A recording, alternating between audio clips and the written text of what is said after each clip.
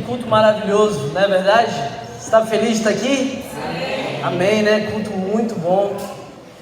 Edinho matou a gente aí, né? Todo mundo chorando, né? Que ser especial, né? Essa presença doce de Deus, e a gente queria que vai ser assim até o fim. Eu queria que você embarcasse nessa jornada que a gente tem tido esses últimos tempos, né? A gente tem estudado, né, o counterculture, né, o contracultural, que é um estudo sobre as bem-aventuranças, certo?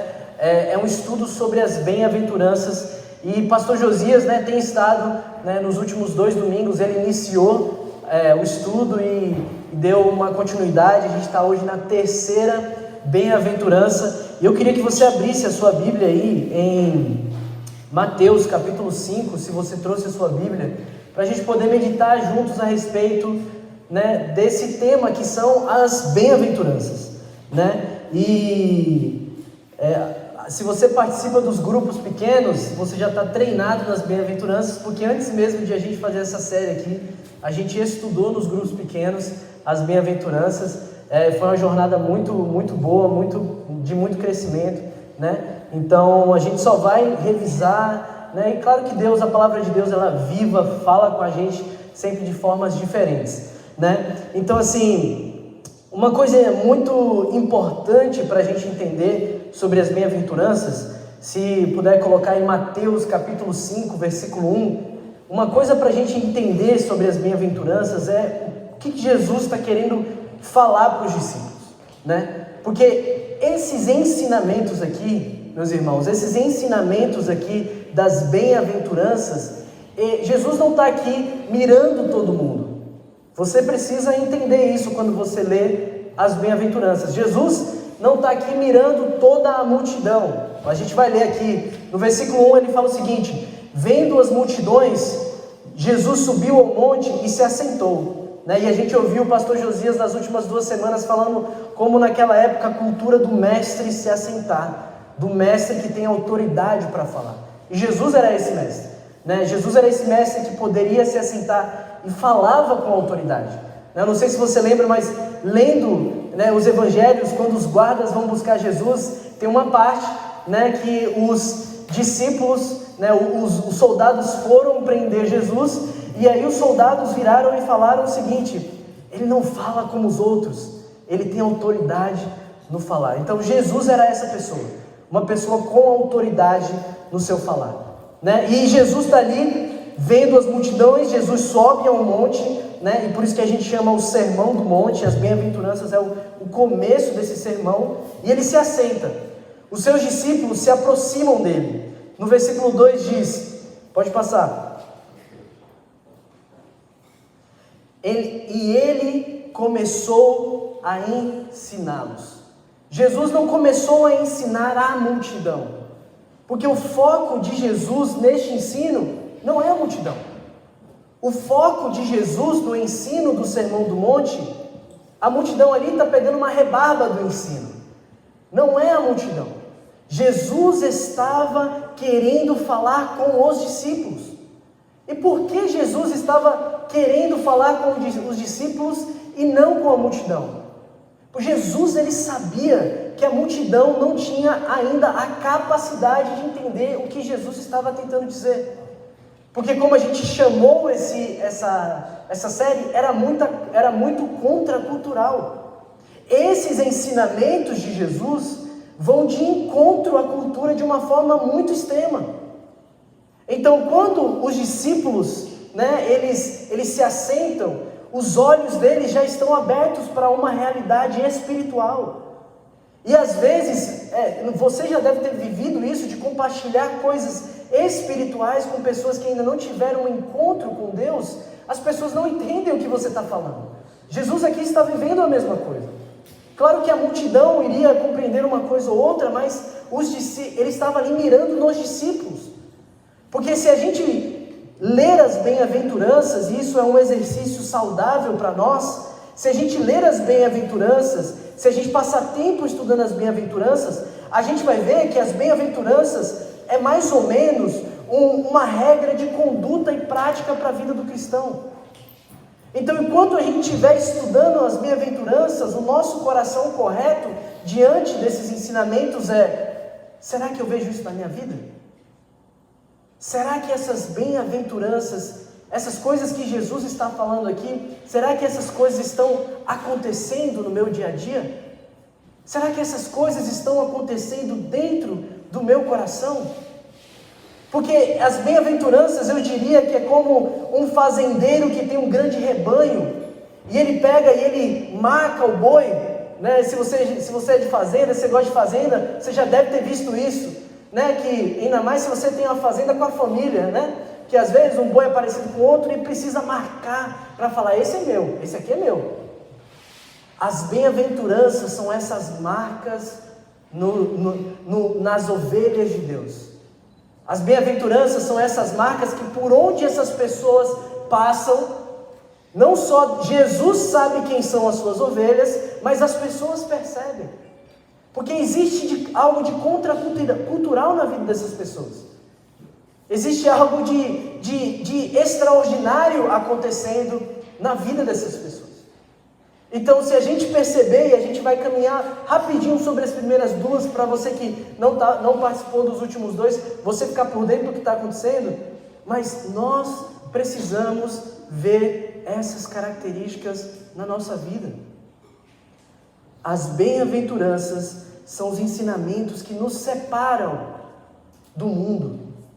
Não nos separam no sentido de nos tirar do mundo, mas é o que nos faz diferentes. É o que faz a gente expressar aquilo que Deus queria que a gente expressasse quando nós fomos chamados para o seu reino. Então, quando a gente estiver meditando aqui nessas bem-aventuranças, eu peço a você, eu oro por isso, né, que você se pergunte no seu íntimo, no seu coração, será que isso está acontecendo na minha vida? Será que essas características estão acontecendo aqui dentro do meu coração? Porque se não estiverem acontecendo, ainda existe tempo de você se aproximar de Deus e se arrepender e abraçar aquilo que Deus tem para nós. Antes de a gente continuar, eu queria fazer uma pergunta. Quem é que tem uma identidade brasileira aí? Aí, ó, a Andressa trouxe a identidade brasileira. Vai que a...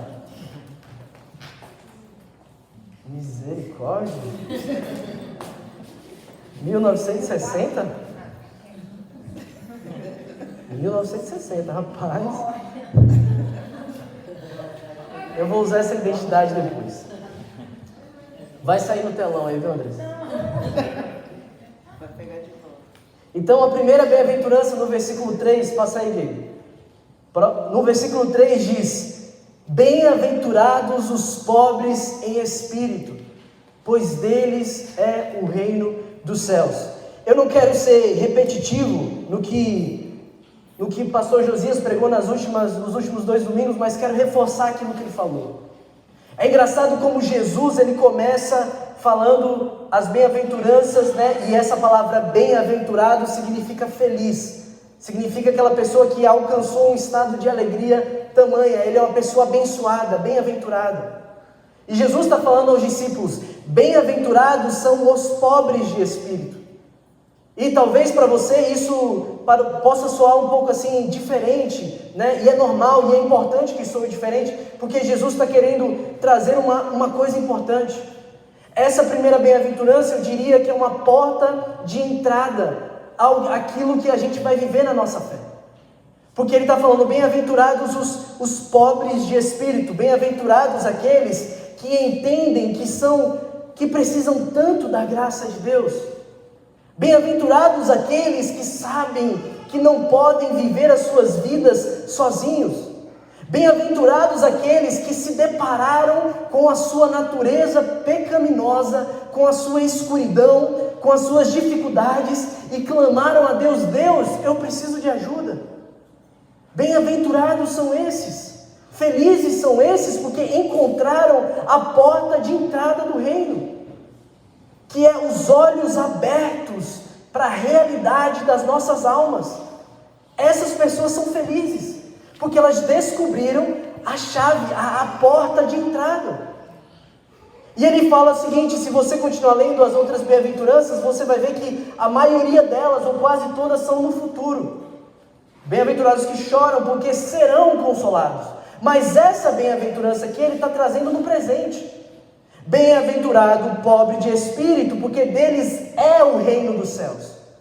Ou seja, para aqueles irmãos, para aquelas pessoas que entenderam quão pobres são, o quão necessitados de Deus são, o reino dos céus não é uma promessa futura.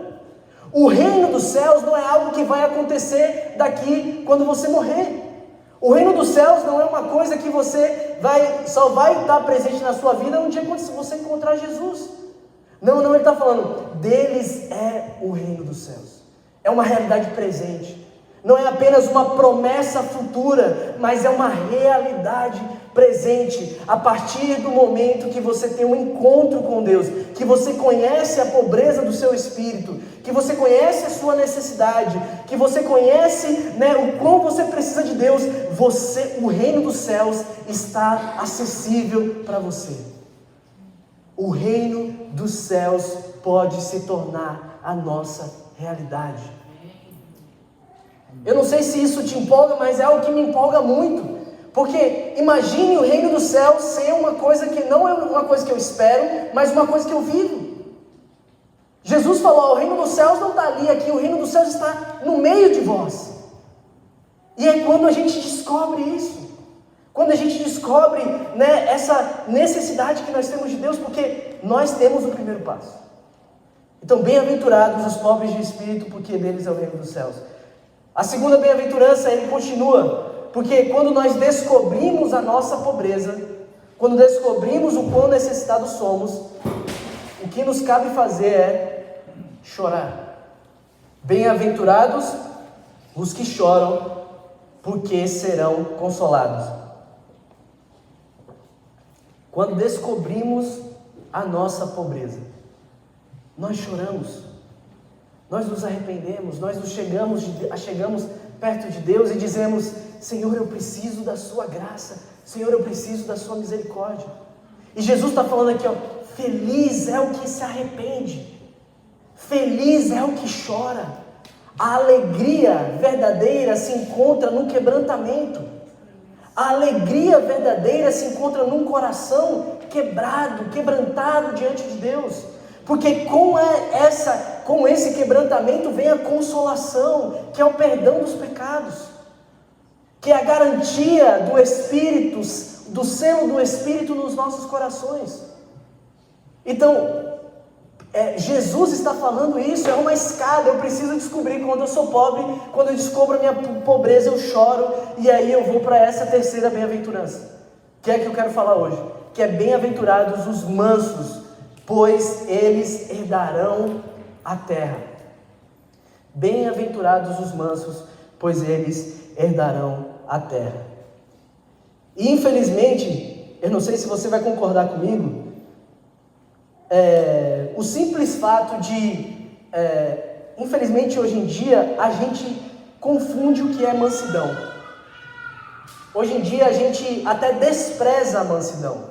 Quando a gente fala, esse cara é manso demais, esse cara é muito baiano, Posso falar que eu sou baiano? Esse cara é muito baiano, esse cara é manso demais. A gente despreza a mansidão, porque a gente na verdade não entende o que é mansidão de verdade. Mas o único momento em que Jesus falou do seu coração na Bíblia, o único momento em que a Bíblia traz características a respeito do coração de Jesus, está escrito lá em Mateus 11, quando ele fala assim, eu sou manso e humilde de coração. Jesus está trazendo a mansidão como uma característica que ele possui. Então, às vezes até eu digo isso, ainda mais no meio dos homens, os homens desprezam a mansidão. Eles acham que a mansidão é uma fraqueza. Mas deixa eu falar aqui o que não é mansidão. Ser manso não é ser frouxo. Ser manso não é ser tímido, covarde, medroso, fraco ou indolente. As pessoas mansas foram profundamente vigorosas e enérgicas. Elas tiveram coragem de se posicionar com firmeza contra o erro, enfrentaram açoites, prisões e até a própria morte por seus posicionamentos. Os mártires foram pessoas mansas. Jesus foi uma pessoa mansa, que ao mesmo tempo que ele foi forte o suficiente para colocar os religiosos para fora do templo, porque eles estavam fazendo algo errado, ele também foi corajoso o suficiente para passar pela morte de cruz pelos nossos pecados. Então, a mansidão é uma característica extremamente forte. A mansidão é uma característica de alguém que possui um caráter extremamente poderoso. Mas nós desprezamos a mansidão, nós desprezamos o autocontrole, nós desprezamos a paciência, porque nós não acreditamos que essas são virtudes que nós precisamos ter. Por que eu vou ser manso? Você é bravo mesmo. Não tem nada a ver com isso. E nós vamos entender hoje o que é ser manso de verdade, né? Se você for ler aí no Provérbios 25, 28, para quem gosta de Provérbios, fala o seguinte: como a cidade com seus muros derrubados, assim é quem não sabe dominar-se. Olha o que ele está falando. Como a cidade com seus muros derrubados, assim é quem não sabe dominar-se. O manso não. O manso sabe como se dominar. O manso tem autocontrole. O manso ele tem domínio próprio. E ele está falando aqui, como uma cidade com muros derrubados, está totalmente desprotegido. Provérbios 16, 32 fala o seguinte: melhor é o homem paciente do que o guerreiro, mais vale controlar o seu espírito do que conquistar uma cidade. Rapaz, olha que coisa forte. Melhor é um homem paciente do que o guerreiro, mais vale controlar o seu espírito do que conquistar uma cidade. Mansidão. Então, Diogo, né, acho que a pergunta que todo mundo está fazendo: como é que a gente alcança isso? Como é que a gente chega a esse lugar de ser verdadeiramente manso? E a resposta está na identidade. A palavra que eu quero que a gente trabalhe hoje, para a gente poder entender se estamos ou não alcançando um coração manso, é a nossa identidade. A nossa identidade é a chave da mansidão. E eu vou pular para um outro texto com você, e eu quero que você fique comigo, porque ao finalizarmos esse texto, a gente vai entender essa bem-aventurança. Pula aí para João, capítulo 8, versículo 14, está aqui na tela para facilitar.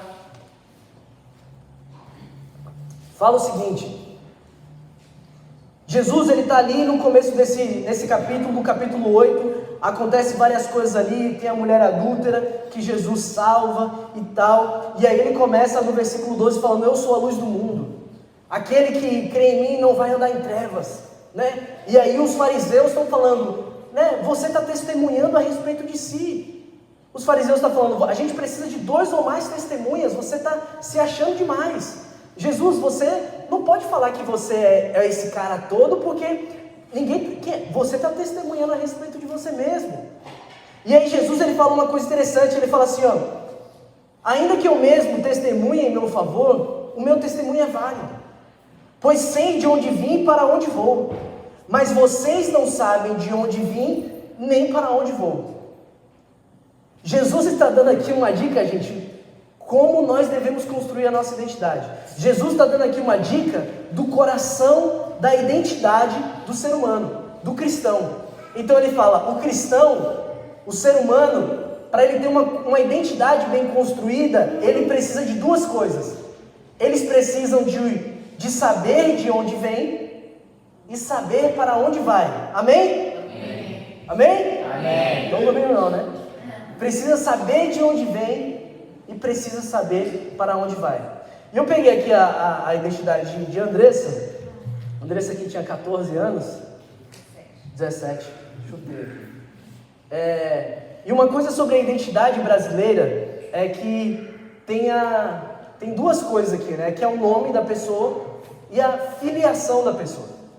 Ou seja, os pais da pessoa, né? E se você pegar, por exemplo, a driver license aí americana, só tem o seu nome, o seu endereço, né? Eles não querem muito saber dos seus pais não, mas o Brasil quer saber dos pais, né?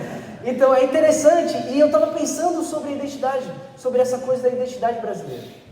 Porque aqui fala a respeito de filiação. Fala a respeito de quem são os pais de Andressa.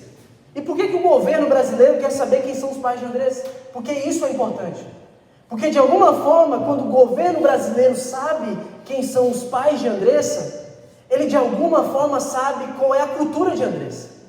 Ele de alguma forma sabe quais são os desejos de Andressa. Sabe qual é a situação econômica de Andressa. Sabe qual é o ambiente que Andressa vive.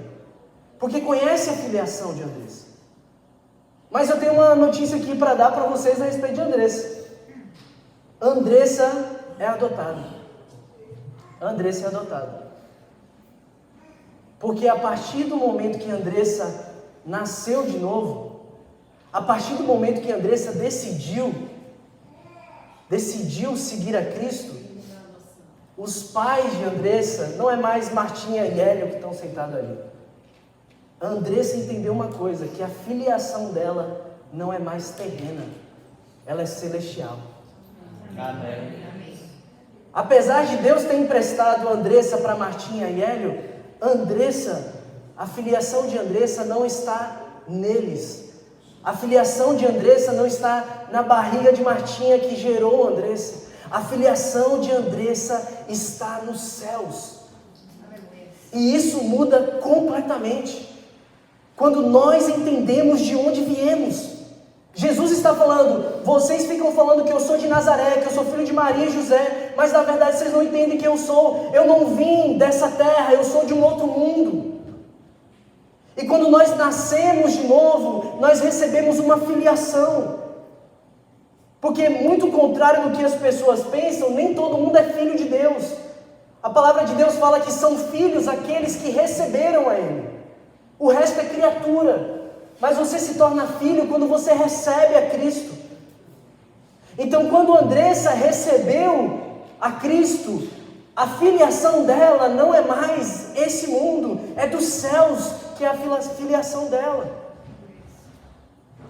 E a minha pergunta é, como isso muda a nossa vida? E eu lembrei de uma história de quando eu fiz high school aqui, eu tinha 14 anos de idade, eu fiz high school lá em Michigan, e eu não sabia falar uma palavra de inglês. E eu conheci um italiano que também não falava inglês. E eu também não falava italiano, e ele também não falava português. Então a gente se comunicava na linguagem ali do pizza, né, macarone, uma coisa assim que a gente meio que conhecia parecido. E a gente tinha um coração, acho que meio parecido assim, que gostava de futebol e tal. E eu lembro que a gente foi, né, crescendo, falando inglês e tal, aí a gente começou a se comunicar, a gente se falava muito por olhares assim, né, comentava umas coisas assim por olhar, porque ele era muito expressivo, tipo brasileiro.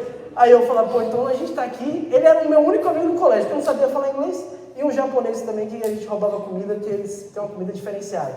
Mas, quando a gente começou a ficar amigos, ele me chamou, ele me convidou pra casa dele, vamos lá almoçar lá em casa. E aí, né, 14 anos, já sou gordinho, também era gordinho na época, já fui pensando na comida andando pra casa dele. Falei, pô, vou encontrar lá um arroz, um feijão, uma carne, um bife, não sei, na minha cultura, o que eu vou encontrar? Eu cheguei, um cheiro delicioso na casa, um negócio assim, parecendo um manjericão, um molho de tomate, já pensei, vai ser macarrão, é uma coisa que eu gosto e tal. Aí beleza, a gente chega na mesa, senta e ele serve pizza. Aí eu falei, pizza para almoço? Eu sou brasileiro, não como pizza no almoço. Né? Por mais que a gente mora nos Estados Unidos, naquela época eu tinha recém-chegado, eu não como pizza no almoço. Ele, não, lá a gente come uma pizza cada. Eu falei, não, beleza, gosto de pizza, eu vou comer, mas não é da minha cultura. A gente acha errado porque não é da nossa cultura, é diferente da gente, não é verdade?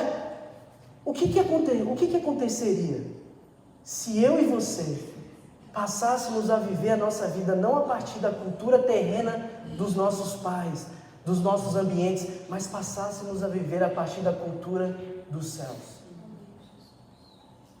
A gente ora, Pai nosso que estás nos céus, mas a gente continua repetindo os comportamentos dos nossos pais terrenos. A gente continua repetindo os comportamentos da nossa filiação terrena, do nosso crescimento ou do nosso desenvolvimento terreno. Enquanto Jesus está falando, quando você descobre a sua identidade celestial, Existe uma nova cultura implícita nisso. Você não come mais arroz e feijão porque é brasileiro. Qual é a comida dos céus? Você não faz isso porque os seus pais faziam. Qual é a cultura dos céus? Qual é a identidade? Onde é que você está? Onde é que está a sua filiação? Jesus está falando isso porque as pessoas não entendiam o que ele fazia. E como ele falava assim, ó, se você me vê, se você continuar o texto, ele vai falar, quando você me olha, pessoal, você está olhando o Pai. Filipe lá falou, Jesus, mostra-nos o Pai. Jesus só faltou dar um cascudo em Filipe. Porque Filipe, quando você me vê, você vê o Pai. Você está andando tanto tempo comigo e você não conhece isso. Então, quando nós começamos a manifestar a cultura do céu na nossa vida, a gente começa a experimentar coisas novas. A gente começa a romper com os comportamentos antigos. Não, eu não faço mais isso. A minha cultura não é mais essa. Porque a identidade nossa, ela precisa estar baseada em alguma coisa. E por mais que você fale, meus pais não me influenciaram, não tem nada, como eu cresci, né, eu não tenho mais nenhum. Claro que nós temos. Porque isso é psicologia, isso está claro. Mas a Bíblia nos fala que existe a possibilidade de rompermos com isso, quando nós trocamos a nossa filiação terrena pela nossa filiação celestial. Amém. Nós precisamos abraçar isso.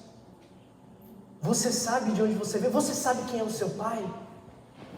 E eu estava lendo um texto esses dias, estava lendo um livro, e, sabe, ele estava falando do amor do pai. E eu me pergunto, por que muitas vezes a gente corre do pai? É porque a gente não conhece o pai. A gente não conhece a Deus. A gente tem conversado tanto nos pequenos grupos sobre isso, sobre muitas vezes como a gente tem ideias erradas de Deus. E esse escritor, ele teve o trabalho maravilhoso de pegar a Bíblia toda e pegar todos os versículos que falam a respeito do Pai para conosco. E ele compilou num texto. Eu não vou citar todos os versículos, senão a gente vai ficar a noite toda aqui, mas eu queria que você prestasse atenção nesse texto. Eu vou ler aqui para você. Diz assim, a carta do seu pai. Fala o seguinte, meu filho, você pode não me conhecer, mas eu sei tudo sobre você. Eu sei quando você se senta e se levanta. Eu conheço todos os seus caminhos. Até os fios de cabelos da sua cabeça são contados, pois você foi feito à minha imagem. Em mim você vive, se move e tem existido, pois você é a minha descendência. Eu o conheci antes mesmo que você existisse, e escolhi você quando planejava a criação. Você não foi um erro, pois todos os seus dias estavam escritos no meu livro. Você foi feito de forma admirável e maravilhosa. Eu formei você no ventre da sua mãe e tirei do ventre dela no dia do seu nascimento. Contudo, tenho sido mal representado a você por aqueles que não me conhecem. Saiba que não estou distante e zangado, pois sou a expressão completa do amor. E o meu desejo é derramar o meu amor sobre você. Por quê? Simplesmente porque você é meu filho e eu sou o seu pai. E eu te ofereço muito mais o que o seu pai terrestre jamais poderia oferecer, porque eu sou o seu pai perfeito. Saiba que cada bom presente que você recebe vem da minha mão. Eu sou o seu provedor e supro todas as suas necessidades.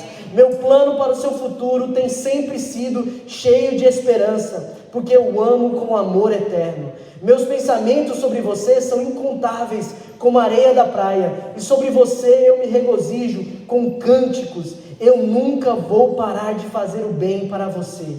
Eu desejo te estabelecer com todo o meu coração, e quero te mostrar coisas grandes e maravilhosas. Filho, se você me buscar de todo o coração, você me encontrará. Deleite-se em mim, e eu darei os desejos do seu coração, pois fui eu mesmo que coloquei esses desejos em seu coração. Lembre-se também que eu sou o pai que o conforta em todas as dificuldades. Filho, um dia eu enxugarei todas as lágrimas dos seus olhos e afastarei de você toda dor. Eu sou o seu pai, eu amo você como ama Jesus, porque em Cristo o meu amor foi revelado. Ele é a representação exata do que sou. Ele veio mostrar que estou com você e não contra você. Jesus morreu para que você pudesse ser reconciliado. Se você receber esse presente, receberá a mim, e nada poderá te separar desse amor. Filho, venha para casa, farei uma grande festa. A minha pergunta então é essa: você quer ser o meu filho? Eu estou esperando por você, o seu Pai Celestial. Amém. Esse é o amor do Pai por nós. Que grande amor é esse, gente? O que foi que nós fizemos para o Pai, para Ele nos amar tanto assim? E mesmo assim Ele nos ama. Essa é a nossa filiação. E muitas vezes nós temos esse medo de se aproximar de Deus porque temos a ideia errada sobre Deus. Esse é o Pai amoroso, Ele quer nos amar. Mas muitas vezes nós estamos correndo. Então a nossa identidade,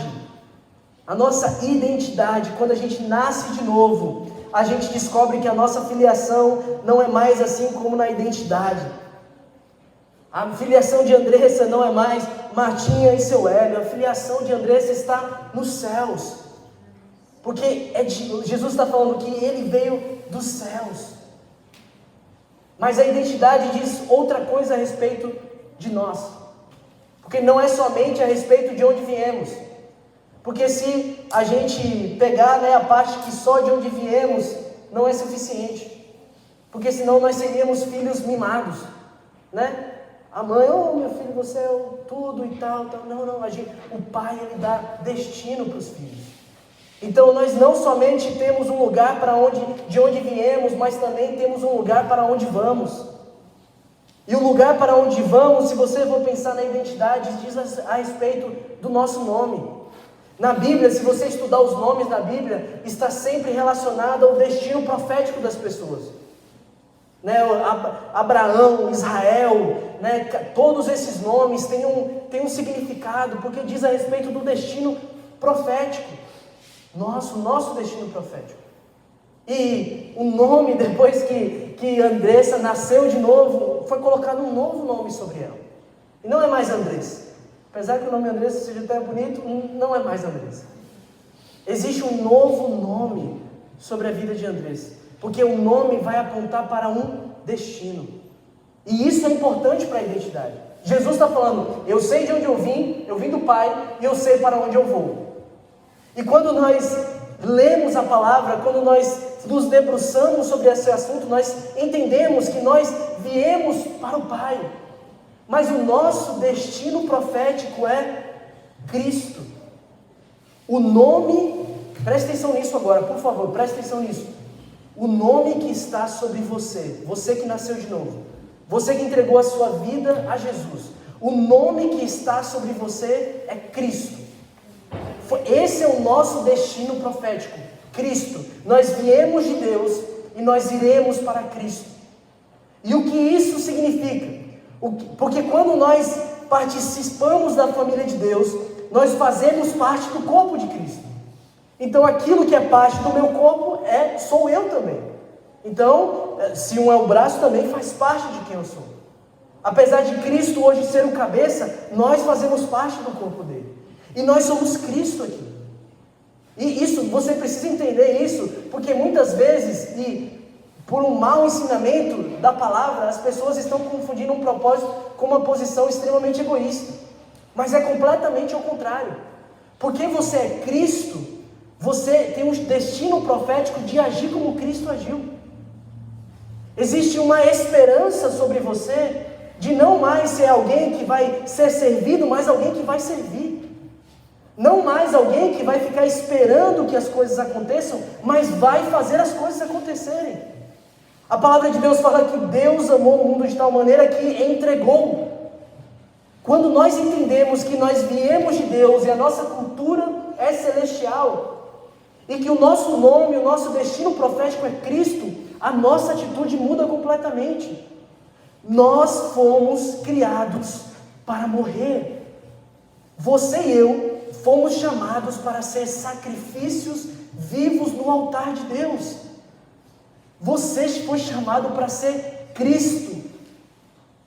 Você, hoje, o papel de Deus na sua vida, meu irmão, é que você seja repartido entre as pessoas, que você sirva as pessoas, que a sua vida seja um instrumento de servir. Amém.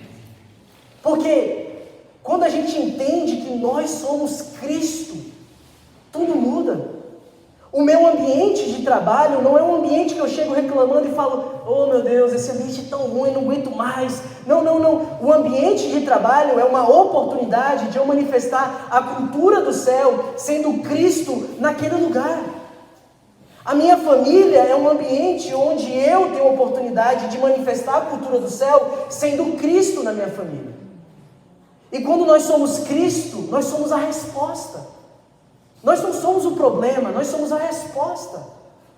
Aquela louça que está sem lavar, eu não vou reclamar da louça, eu vou lavar a louça.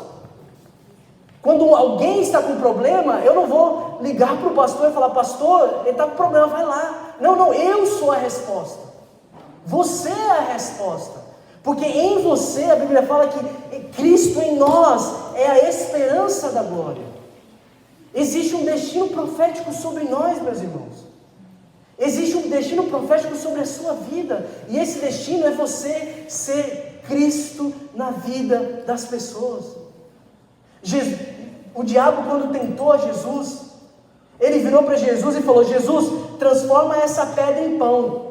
O que o diabo estava falando para Jesus? Usa o seu poder para benefício próprio, para satisfazer a sua própria fome. Usa a sua filiação, você não é filho? Usa a sua filiação para satisfazer os seus próprios desejos. Usa o seu propósito para você servir a si mesmo. E Jesus falou: não vou fazer isso. Porque vai chegar um dia onde eu vou pegar a pedra, literalmente, eu vou alimentar não só a mim, mas vou alimentar milhares. Nós, quando descobrimos o nosso propósito, nós entendemos que nós fomos chamados para ser resposta. A palavra que eu acho que a gente precisa sair daqui na nossa cabeça, do nosso destino, é responsabilidade. A palavra responsabilidade é ser responsivos, dar uma resposta. Eu lembro, eu preguei isso quando eu preguei sobre Jonas aqui. Os homens no barco de Jonas está lá dormindo, eles acordam Jonas e chacoalham Jonas, o profeta, e dizem: Jonas, fala alguma coisa, o que está acontecendo? Você tem a resposta, você está dormindo. E aí Jonas tinha a resposta. Muitas vezes o mundo está sacudindo a gente, dizendo: meu irmão, me conta aí qual é a resposta para isso. E nós estamos calados diante disso. Nós temos a resposta. Pela graça de Deus, usando homens miseráveis, pecadores, mas nós temos a resposta.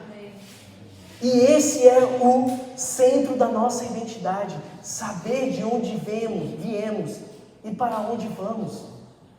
Você e eu fomos chamados para dar uma resposta a essa cidade aqui, à comunidade brasileira, aos seus amigos, às pessoas do seu trabalho. Mas se a gente não entende a nossa identidade, se a gente não entende de onde a gente veio, se a gente não entende o nosso destino, a gente fica num limbo. E a gente se sente completamente infeliz e insatisfeito. E talvez você esteja pensando: poxa, Diogo, essa ideia de morrer, talvez eu vou acabar a minha vida, né, mal, né? Não é melhor a gente amar a si mesmo, todo mundo se amar, tururu, vamos dançar. Mas na verdade, meus irmãos, a palavra diz que esse é o caminho da alegria verdadeira. O autoesquecimento, preste atenção nisso, o autoesquecimento é o caminho para a satisfação. Sabe por que os nossos adolescentes estão numa crise de identidade? Porque é muito espelho e selfie. É muito espelho e selfie.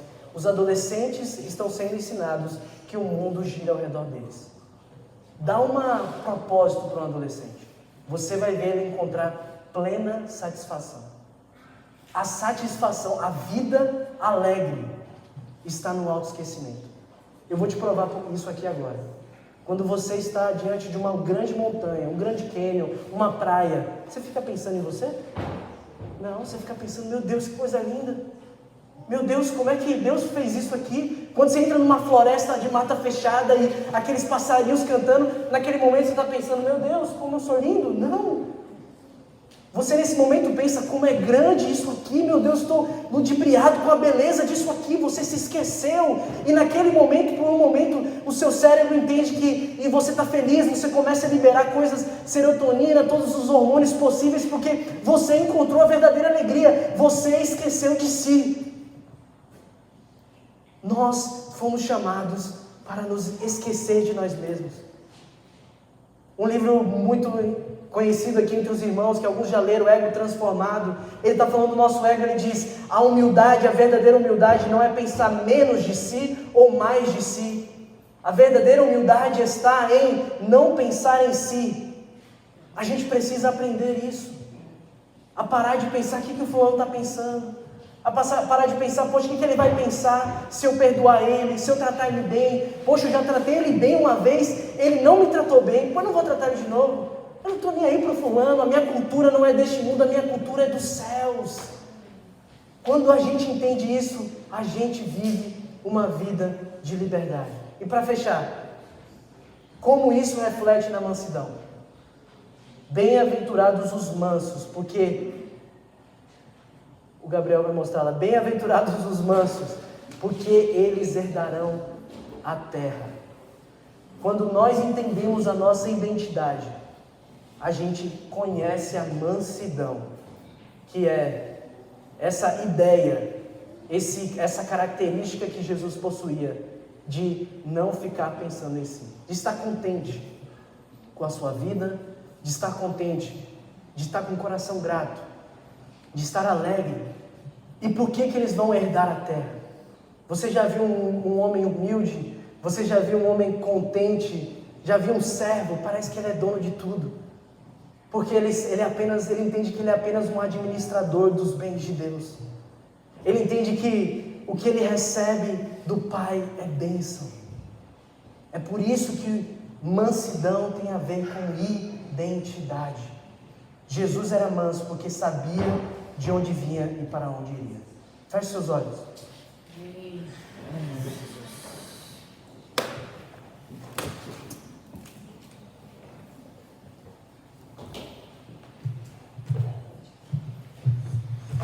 Eu não vou me demorar mais muito, mas eu não queria perder a oportunidade de orar com você.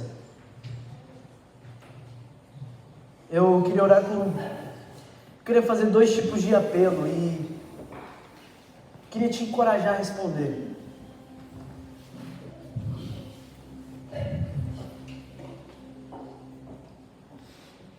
Uma palavra diz,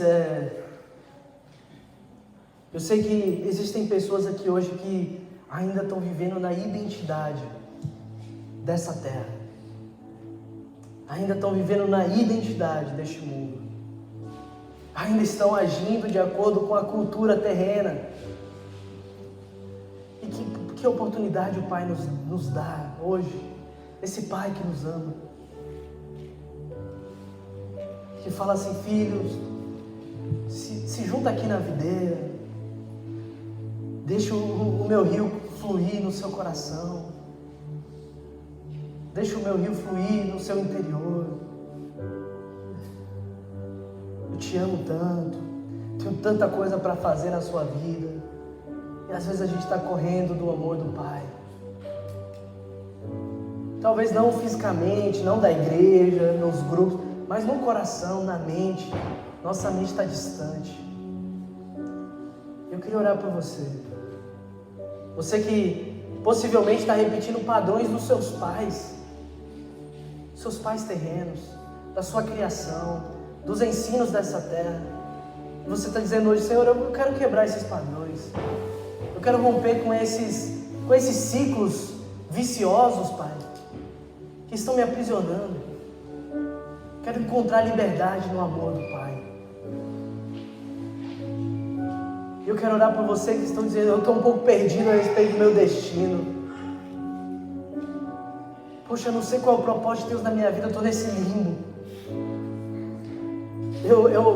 na minha casa não tenho sido Cristo, eu não tenho sido esse pão partido, esse vinho derramado, eu não tenho sido esse irmão que se reparte, que entrega, que perdoa, que ama. Poxa, eu tenho estado um pouco diferente disso.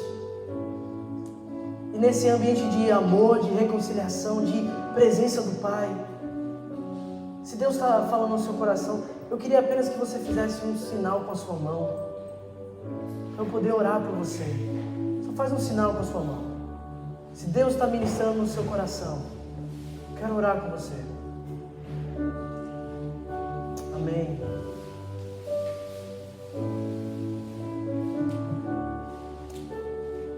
Mais alguém? Se Deus está ministrando ao seu coração, você está querendo essa mansidão que a palavra de Deus fala. Amém, amém. Amém.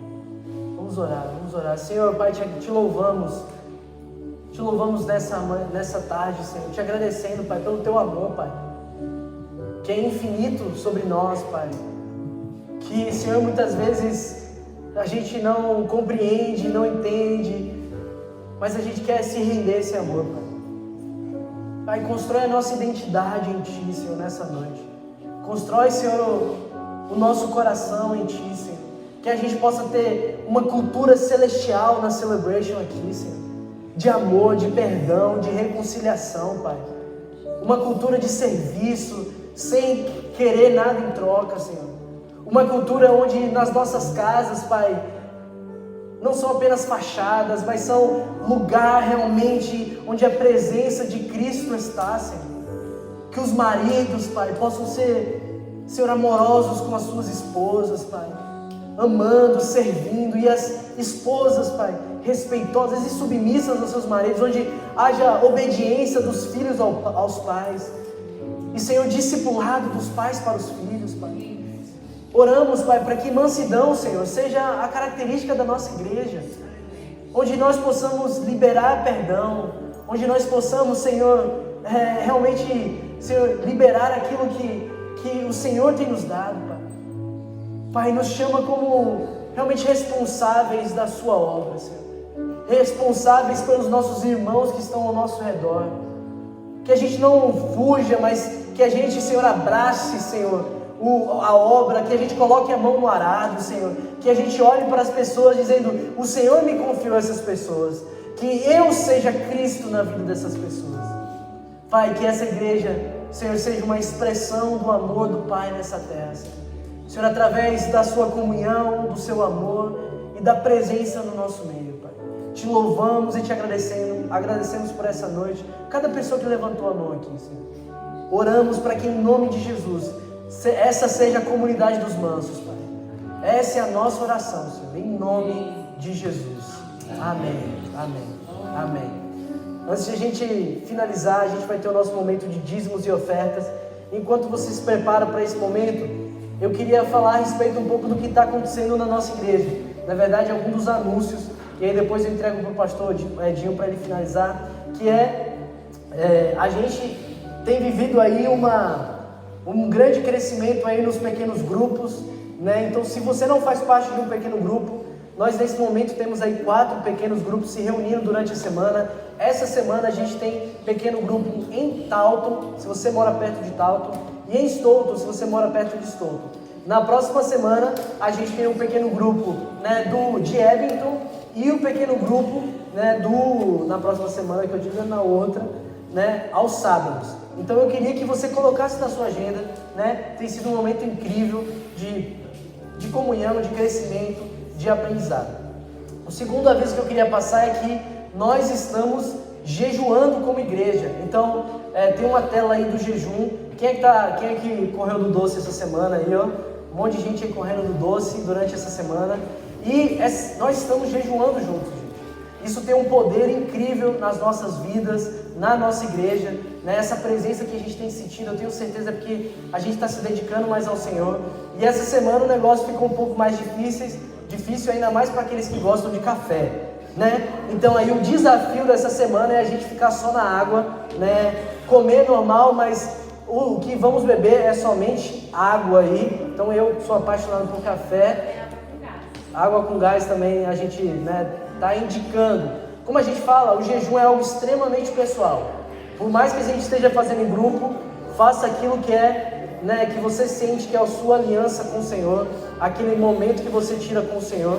E gente, o jejum é importante, gente, que você tire um tempo todos os dias para você orar e ler a palavra de Deus, tá certo? Então assim, uma semana correndo do cafezinho, né, bebendo água aí, se você quiser. Isso é, claro, totalmente voluntário, mas nós estamos entendendo de Deus que esse é um tempo de a gente buscar mais ao Senhor. Amém? A nossa oração é que possamos desenvolver um coração aí satisfeito no Senhor. Né? Talvez na pregação de hoje você fala, poxa, eu estou precisando disso, estou precisando daquilo, da minha identidade. Ore por isso, né? E o ato de bondade é agradecer pessoas de forma física. Expresse a gratidão às pessoas que te abençoaram na sua caminhada até aqui. Sabe, às vezes pessoas que te abençoaram na sua chegada aqui, no seu momento aqui, e talvez seja o momento de você agradecer essas pessoas, lembrando a elas porque está fazendo isso, né? Faz parte da nossa cultura celestial. Faça esse jejum, posso dizer a você, você não vai se arrepender. Durante a semana a gente vai estar também lançando outros pedidos de oração, né? Na sexta-feira ou no sábado, sexta-feira vai ter, ou sábado, 10 de junho? Sábado vai ter o evento das mulheres, né, na casa da Jéssica, né, vai ter aí o luau, todas as mulheres estão mais que convidadas. E no dia 16 de junho a gente vai ter aí o culto dos homens, o encontro dos homens, né, que é sem ser nessa sexta, na outra vai ser lá na casa do Chico. Então, coloque isso na sua agenda, é um tempo de comunhão, um tempo de alegria, de a gente crescer, estar mais próximo uns dos outros. Amém?